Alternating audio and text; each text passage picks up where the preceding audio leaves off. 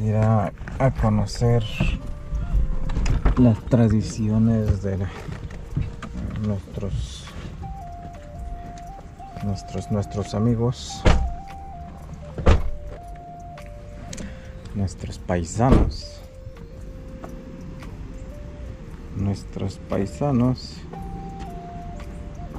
Okay.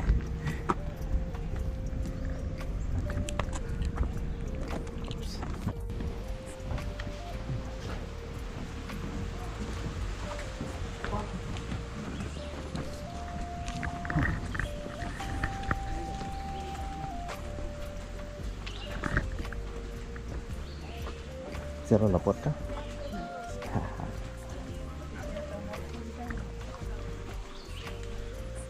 Hi. Hello.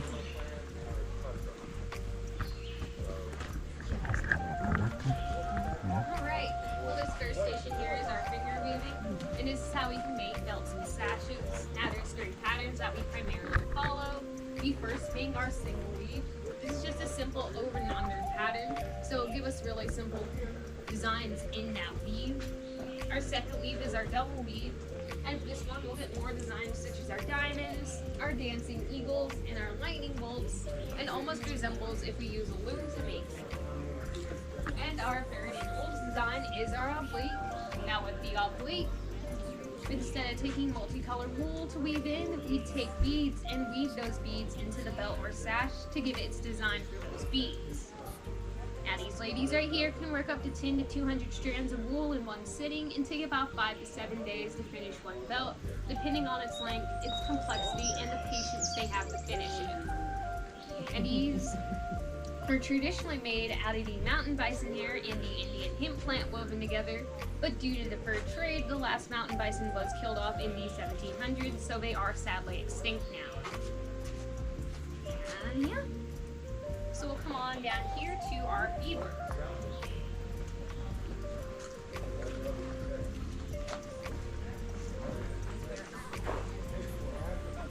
I feel it. Michelle's not here to give me some break.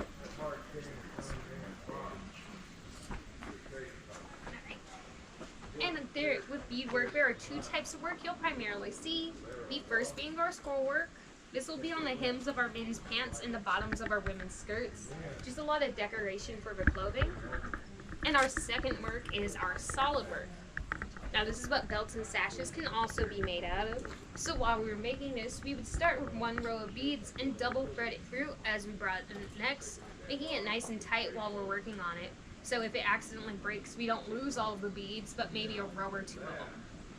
Easily add on what was lost and then tie leather to the back of that belt or sash, and it would be finished. And before commercial glass beads, we had the teeth, claws, anything from an animal we could use. Corn beads, also known as Job's tears. Seashells we traded with coastal tribes for. Clay and copper. And once European settlers came, they came with glass beads, so we would trade for those from them as well.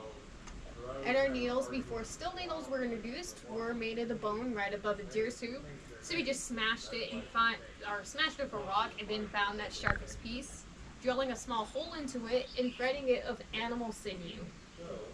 Now this can also take about 5 to 7 days, depending on its length, its complexity, and the patience of the artisan who's making it. Alright, I'll move on down to pottery.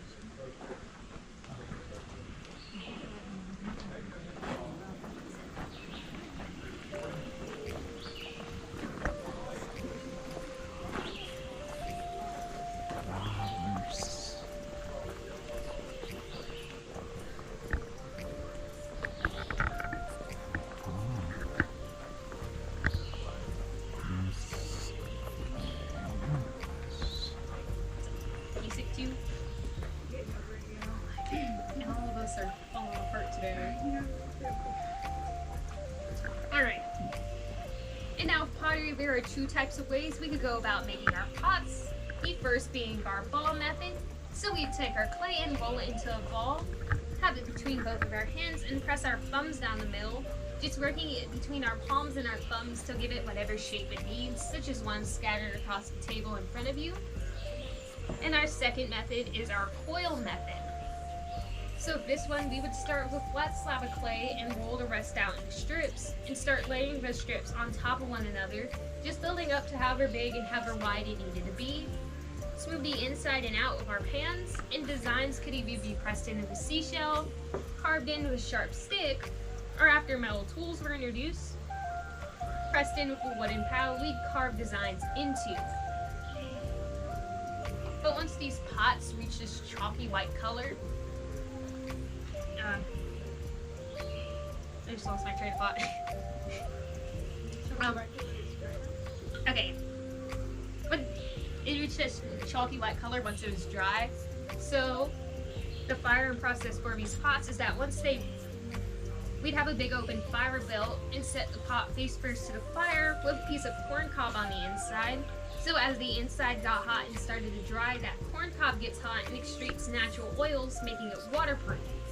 The oil just goes everywhere inside the pot, and once it's completely dry, roll it completely into the fire and let it finish baking for about 12 to 24 hours, depending on the type of wood you would burn. You would get different colors, such as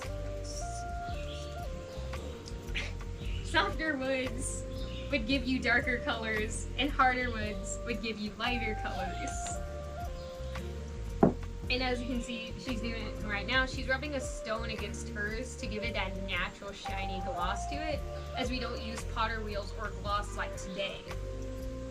Now this process can take up to a week or two to get it all finished for the drying process and everything, but these pots can be used for just about anything that's needed to be used for.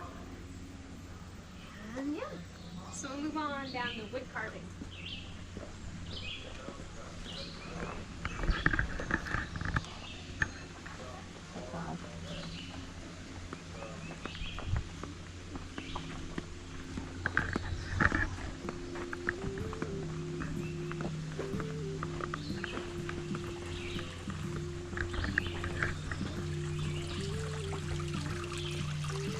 Por ahí tienen el material mojándose para que sea más flexible.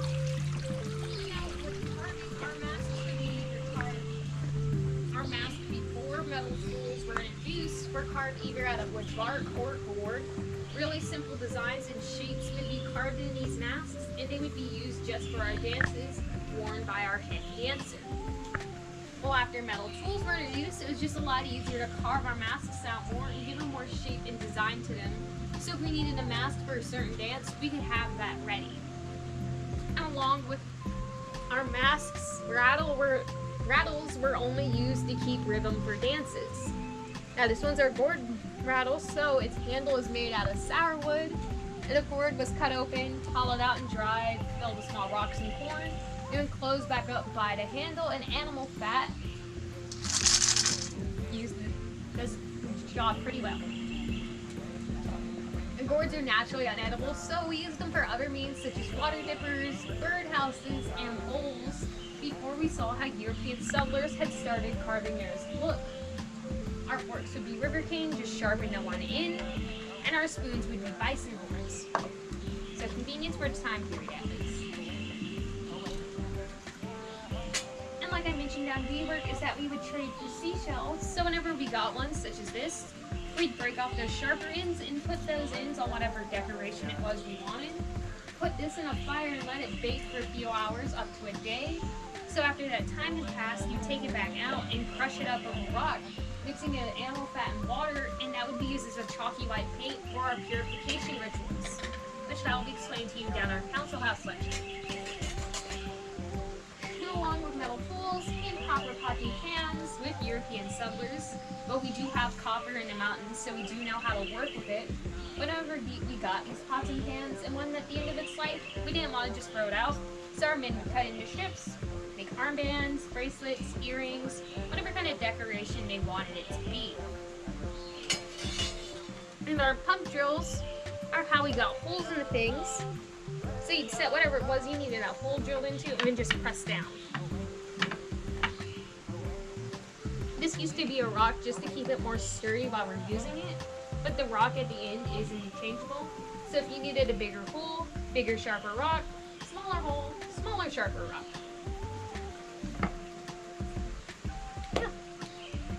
come down to baskets real quick.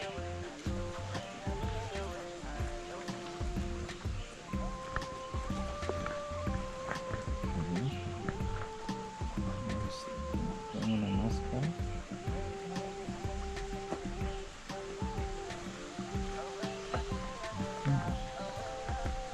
Ahora vamos a hacer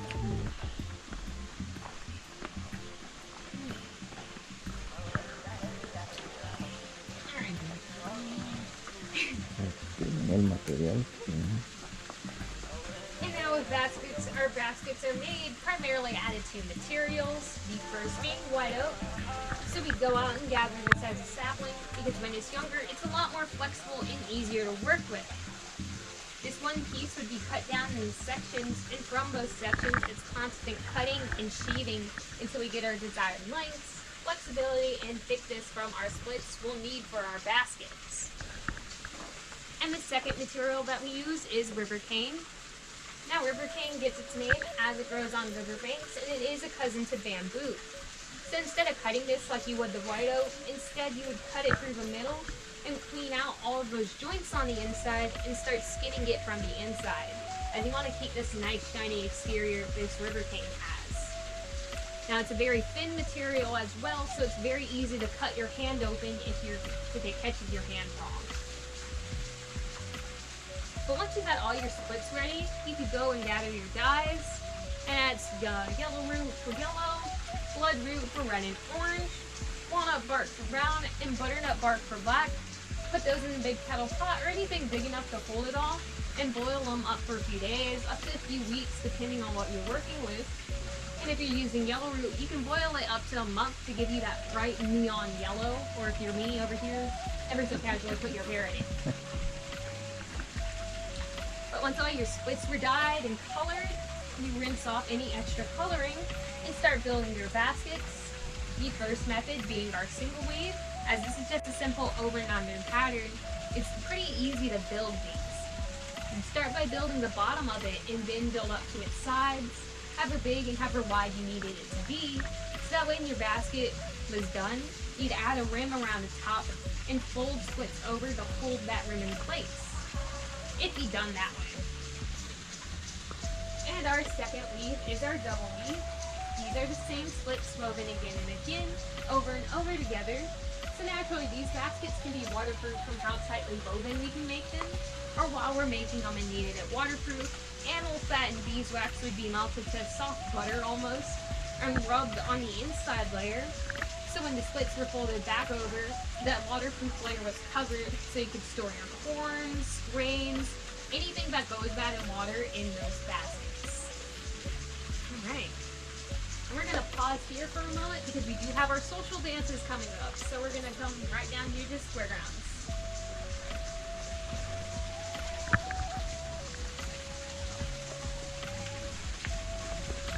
Y'all have a good day. You too. Thank you.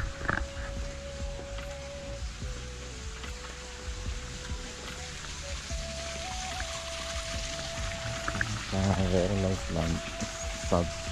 danzantes, digamos, los más bellos flores de las montañas. Es impresionante.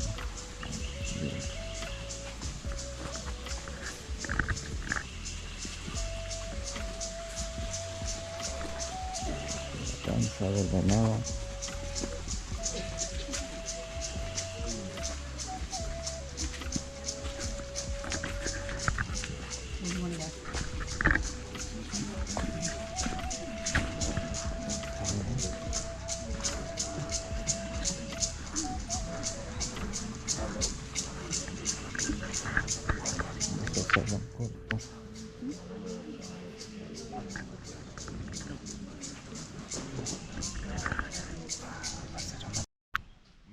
To replenish our plants, our green things, us. The sun is good for us, just like rain is good for us. That's a long-handled gourd rattle. Yeah, it is. It's been there since John's granddaddy's time, probably. Probably, No, yeah. Probably. All right. Now the next thing, yeah, this is our spring frog. And this dance, you'll notice, they're going to go in counterclockwise, just like the corn dance, but then at times you'll see them go against the rotation. So it'll be following the rotation of the earth and following the rotation of the sun. So honoring both at the same time. So this is our do stu and off ski sti. What's it on there? Stage zone. Now boda esta. Yo,